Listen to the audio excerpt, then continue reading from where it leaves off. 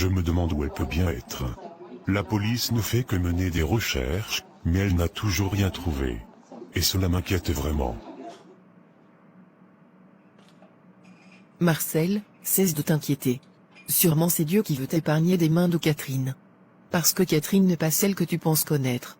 Ah bon? Comment ça? Catherine travaille dans une boîte de nuit, comme une prostituée. C'est ce qu'elle fait comme travail, pour se prendre en charge. Tu es sûr de ce que tu es en train de dire? Donc Catherine ne te l'a jamais dit? Non, elle ne m'a jamais dit. C'est une mauvaise foi de sa part. Je lui ai pourtant dit de te dire toute la vérité, afin que tu saches tout sur sa vie, mais elle a préféré de ne pas te le dire. C'est très malhonnête de sa part. Tu sais, Catherine vient d'une famille très pauvre, et elle a perdu sa mère très tôt par manque de moyens. Ses parents ont voulu lui donner en mariage très tôt à un vieillard, elle a refusé, c'est ainsi que ses parents l'ont abandonnée et elle s'est retrouvée à la rue. Donc se prostituer était la seule solution pour elle. Je lui ai plusieurs fois fait comprendre que de quitter ce métier, mais elle refuse de me comprendre. Qu'est-ce que je peux bien faire? C'est une grande fille. Elle ne m'a jamais raconté tout ça, je croyais pourtant en elle, et je lui faisais tellement confiance. Ce n'est pas tout, lorsque vous vous êtes rencontrés, et elle a su que tu as beaucoup d'argent, et que ton père est l'un des riches de ce pays. Elle a trouvé un moyen de quitter la pauvreté, c'est pourquoi elle est beaucoup attachée à toi. Sinon elle n'a pas l'habitude de durer dans une relation, elle passe son temps à sauter d'homme en homme. C'est mon amie bien sûr, nous vivons ensemble, mais je n'aime pas sa manière de faire les choses. Je l'ai plusieurs fois donné des conseils, mais elle refuse de me comprendre. Pour sa disparition, certainement je pense qu'elle est partie en voyage avec l'un de ses sugar daddy, car elle a l'habitude de sortir avec des hommes mariés. Dis-moi, pourquoi tu me dis tout cela? Je te dis tout cela, parce que tu es une bonne personne, Catherine ne te mérite pas. Elle est en train de jouer avec toi, elle veut juste se servir de toi parce que tu as assez d'argent. Je veux juste t'ouvrir les yeux, afin que tu puisses voir les choses, car elle n'est pas celle que tu prétends connaître. Mais, je pense que c'est ta meilleure amie. Oui, c'est ma meilleure amie, mais je n'aime pas sa façon de faire les choses. Si réellement c'était ta meilleure amie, tu m'aurais jamais raconté tout ceci. Je voulais juste ouvrir tes yeux, afin que tu puisses voir les choses autrement et savoir ce que tu dois faire. D'accord, j'ai compris, c'est vraiment gentil de ta part. Merci beaucoup. Tu n'as pas besoin de me remercier, c'est tout à fait normal. Mais sache une chose, oublie cette Catherine, et trouve-toi une autre fille qui te mérite. D'accord, je vais y penser. Et sache aussi, que si tu as besoin d'une personne vraie et sincère, je suis là. Qu'est-ce qui prouve que Catherine et toi, vous êtes différentes? Comme je te l'ai dit, c'est bien vrai que nous vivons ensemble, mais nous ne sommes pas pareils. Chacune sait comment elle gère sa vie. D'accord, j'ai compris. Je pense que je vais rentrer à la maison. Je peux t'accompagner si tu veux. Non, ça ne sera pas important. D'accord, appelle-moi quand tu rentres. D'accord. J'aimerais qu'on discute, et s'il te plaît dis-moi la vérité. Je t'écoute. Dis-moi la vérité, depuis nous sommes mariés, et tu as épousé tes autres femmes, tu es sûr que tu m'as toujours dit la vérité, tu ne me caches rien. Où veux-tu en venir? Réponds juste à ma question, Alfred. Je ne t'ai jamais caché quelque chose, je t'ai toujours dit la vérité. Je ne te crois pas, dis-moi la vérité afin qu'on puisse sauver cette famille pendant qu'il est encore temps. Je viens de te dire que je ne te cache rien.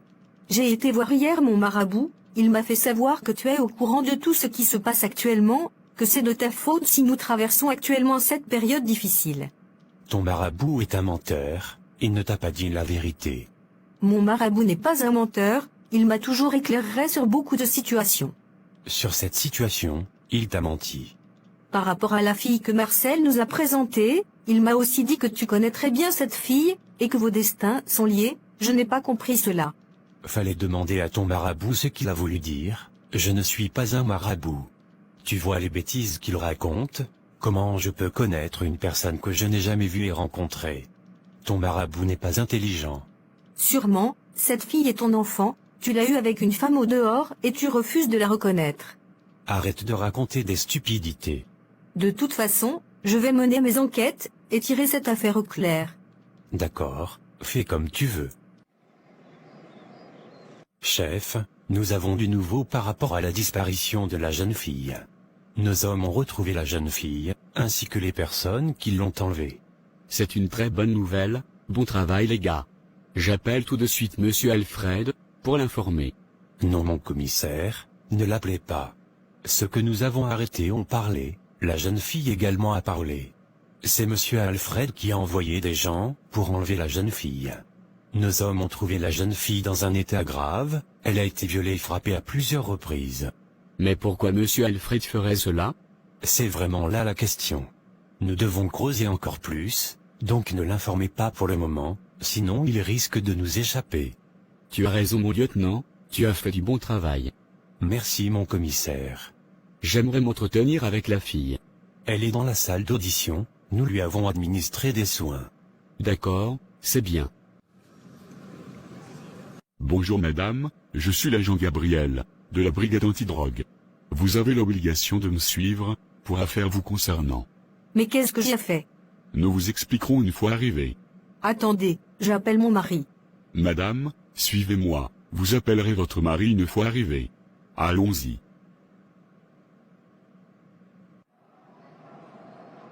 Comment vous vous portez jeune fille? Ça ne va pas du tout, ces gens ont abusé de moi.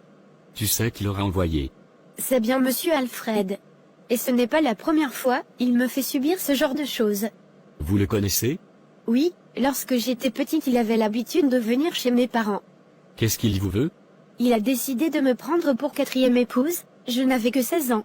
J'ai refusé cela, et depuis ce jour il a commencé à me rendre la vie très difficile. Il m'a menacé, il m'a violée, il m'a pris ma virginité. À cause de lui, je n'ai pas pu continuer mes études. Je me suis retrouvée à la rue.